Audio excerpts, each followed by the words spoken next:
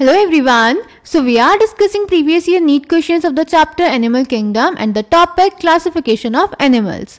So the question is, which of the following phyla is correctly matched with its two general characteristics? And this question was asked in the year 2008. तो बेटा इस question में हमें different animal phyla की to general characteristics दी गई हैं, तो हमें करेक्ट पेयर चूज करना है। तो बेटा ऑप्शन ए में आर्थ्रोपोडा के लिए लिखा गया है कि इनकी बॉडी डिवाइडेड होती है हेड, थॉरिक्स, एब्डोमेन में, और इनका रेस्पिरेशन माउथ से होता है। तो बेटा एनसीईआरटी में देख लेते हैं। एनसीईआरटी में आर्थ्रोपोडा के लिए लिखा है कि बॉडी डिवाइडेड होती है हेड, थॉरिक्स और एब्डोमेन में, पर इनका रेस्पिरेशन रेस्पिरेटरी ऑर्गन से होता है, जैसे गिल्स, बुक लंग्स और ट्रेकियल सिस्टम। तो इसीलिए ऑप्शन ए गलत हो जाएगा, क्योंकि आर्थ्रोपोडा का रेस्पिरेशन माउथ से नहीं होता।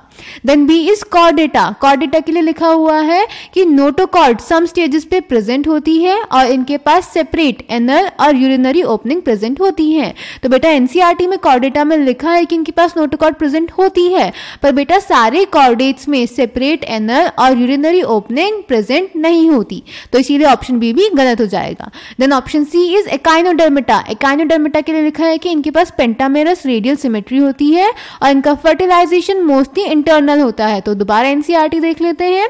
एकाइनोडर्मिटा में लिखा है कि रेडियली सिमेट्रिकल होते हैं, पर इनका जो फर्टिलाइजेशन होता है वो एक्सटर्नल होता है। तो इसीलिए ऑप्शन सी भी गलत हो जाएगा।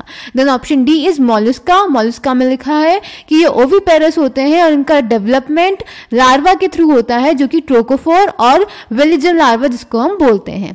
तो एनसीईआरटी में लिखा हुआ है बेटा मोलस्का में कि ओविपेरस होते हैं और इनडायरेक्ट डेवलपमेंट होता है। तो इसीलिए ऑप्शन डी करेक्ट है। So the correct option is option D. I hope this question is clear to you. Thank you.